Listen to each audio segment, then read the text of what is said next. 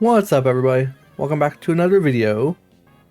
Last time we made it through the battle arena, bringing us one step closer to completing the battle frontier. But we still have a couple more facilities to master, so this time we're going to attempt the battle palace. And Palace Maven Spencer is the one staying in our way this time. It's going to take 21 wins to earn the silver symbol, and 42 will get us the gold symbol. Here's a quick rundown of the rules. Basically, in the Battle Palace, Pokemon battle on their own, without any commands from their trainers. And the way they battle depends on the Pokemon's nature. But when their HP falls below a certain point, their fighting style changes a little. All attacks fall into one of three categories: attack, defense, and support. Each nature is more or less likely to use moves within these categories.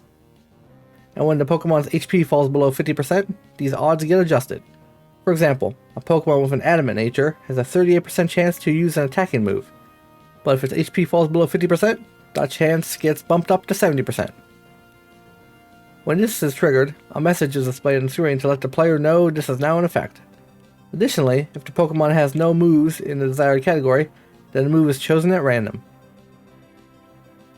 Now that that's out of the way, I'll just say this method of battling can be frustrating at times. Especially if one more attack will win the battle, but your Pokemon refuses to use an attacking move. But as you can see, once again, our early battles aren't too bad, and we're blowing past most of them with minimal issues. But let's see how our first battle against Spencer went. He leads with Crobat, and we open with Nido.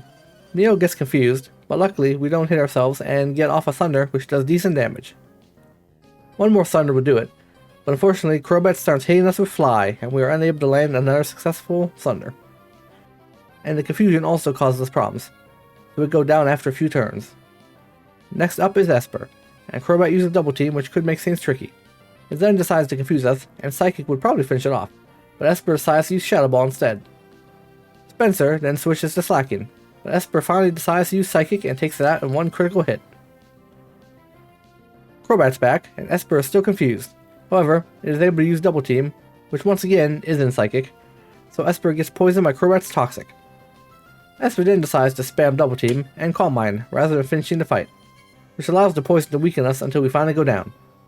That was unfortunate, but last up we still have Carpo, who uses Surf, but Crobat barely hangs on, allowing it to lower us down to half health before we're finally able to hit it with one more Surf, finishing the job. Last up, Spencer sends out Lapras, who hits us with Ice Beam, while we mostly spam Dragon Dance. This causes us to lose pretty fast, and our first attempt ends in defeat. If only our Pokemon would have made some better choices, this could have ended much differently. Unfortunately, none of my Pokemon's natures are super optimal for this challenge, and since I don't want to train another team, we're going to need a little extra luck to win this. After several more failures, we head this attempt. Once again, it's Crobat vs Nido, and it uses Double Team. Then Nido decides to try Earthquake, which of course wouldn't work. It then flies up as we go for Thunder, but it misses. Fly hits, but we also hit Thunder, bringing it down to half health. Nido then gets confused and hurts itself, while Crobat uses Fly again. But this time we use Thunder and it hits. Then Thunder is able to hit Pokemon Water in the air, and Crobat finally goes down. Next is Slacking, and we snap out of confusion and hit it with Earthquake for decent damage, but also use the Earthquake, taking us out. We send out Carpo, which lowers Slacking's attack, and then hit it with Earthquake, which is far weaker when used by Carpo. But after Slacking loafs around for a turn, we're able to finish it off with Surf. Last up is Lapras, which goes for Protect. We then hit it for minor damage with Surf and get frozen by Ice Beam. After a few turns of Lapras spamming Protect and confusing us, we then thaw out and try to attack some more, but hurt ourselves and get frozen again. So Lapras finally puts us out of our misery with a couple Ice Beams. We send out Esper, who uses Psychic, but then we get confused. And after several turns of Lapras using Protect and Esper hurting itself while refusing to use a decent attack, it's finally able to get off one last Psychic, delivering the final blow and winning us the match. That was stressful, but at least we finally have the silver symbol and can continue through the remaining battles, which I'm sure are going to be just as annoying. The fact that the Pokemon never seem to use the correct attack when they need to makes things much harder. Luckily, it's balanced around that fact, and your opponent sometimes also makes the wrong decision. I could have gone out and trained Pokemon with natures that line up more easily with the battle style, but I wanted to use the Pokemon I've been battling with for the entire battle frontier. But before we continue on to the last battle, if you are still watching, why don't you consider liking the video and subscribing to the channel if you haven't already. Subscribing is free and it shows me that you're enjoying my content. Now on to the final battle. Spencer opens a Farcanine and we send out Nido. It uses Protect and it hits us with extreme speed, but we're able to get in one Earthquake before it protects again. However, we're then able to finish it off with a Body Slam. Next up is Slacking. It uses Yawn and we're able to hit it with an Earthquake.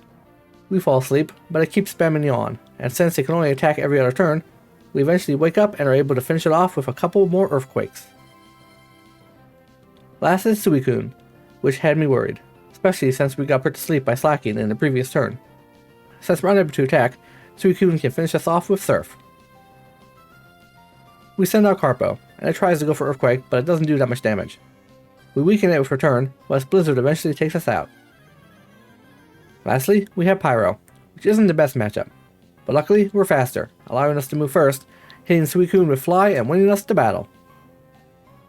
That could have gone much worse, and I'm surprised it only took one attempt. I think some of the early battles were actually harder. But with that victory, we have claimed the Golden Spirit symbol and have defeated 6 out of the 7 facilities in the Battle Frontier. Only the Battle Pyramid remains, and it should be an interesting one.